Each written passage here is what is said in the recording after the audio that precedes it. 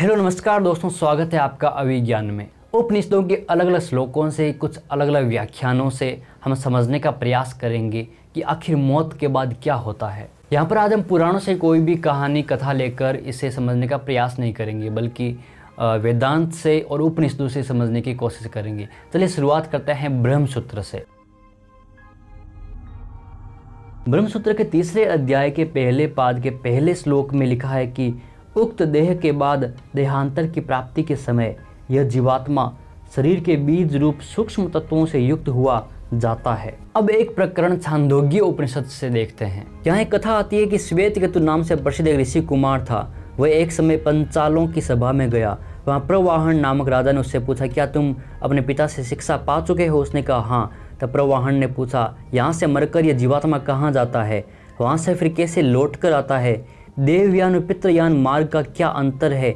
यहाँ से गए हुए लोगों से वहाँ का लोक भर क्यों नहीं जाता?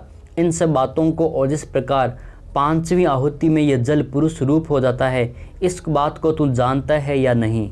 तब प्रत्येक बात के उत्तर में श्वेतकेतु ने यही कहा, मैं नहीं जानता। आपको बता दूं कि पांचालों की सभा, यानी कि पांचाल उस समय पंजाब को कहा जाता था। यहाँ पर श्वेतकेतु नाम का एक ब्राह्मण पांचालों की सभा में जाता है। तब वहाँ का राजा उससे कुछ मूल प्रश्न पूछता है। वही सारे प्रश्न जो शुरुआत में मैंने पूछे थे, मेरे दिमाग में आए थे, या हर एक आम इंसान के दिमाग में ये प्रश्न आते हैं, वही प्रश्न यहाँ पर किए जा रहे हैं। यानी कि उपनिषद मूल प्रश्नों पर बात करते हैं, ना कि किसी स्वर्ग की, नरक की बात करते हैं। यहाँ पर देवयान मार्ग और पितृयान मार्ग की भी बात की गई है, जिसे आगे जानते हैं। यह सुनकर प्रवाहन ने उसे फटकारा और कहा, जब तुम इन सब बातों को नहीं जानते तब कैसे कहते हो कि मैं शिक्षा पा चुका? श्वेतकेतु लज्जित होकर पिता के पास गया और बोला कि प्रवाहन नाम वाले एक साधारण क्षत्रिय ने मुझसे 500 बातें पूछी, किंतु उनमें से एक का भी मैं उत्तर नहीं दे सका। आपने मुझे कैसे कह दिया था कि मैं तुमको शिक्षा दे चुका हूँ? पिता ने कहा, मैं स्वयं इन 500 में से किसी को नहीं जानता, तब तुमको कैसे बताता? उसके बाद अपने पुत्र के साथ में पिता उस राजा के पास गया और अनादि के दान को स्वीकार न करके आपने मेरे पुत्र से जो 5 बातें पूछी थी उन्हें ही मुझे बतलाइए। तब उस राजा ने बहुत दिनों तक उन दोनों को अपने पास ठहराया और कहा कि आज तक यह विद्या क्षत्रियों के पास ही रही है, अब पहले पहल आप ब्राह्मणों को मिल रही है। यह कहकर राजा प्रवाहन ने पहले उस 5वें प्रश्न का उत्तर देना आरंभ किया, जिसमें यह जिज्ञासा की गई थी कि यह जल 5वीं आहुति में पुरुष रूप कैसे हो जाता है। वहाँ धूलोक रूप अग्नि में श्रद्धा की पहली आहुति देने से राजा सोम की उत्पत्ति बताई है।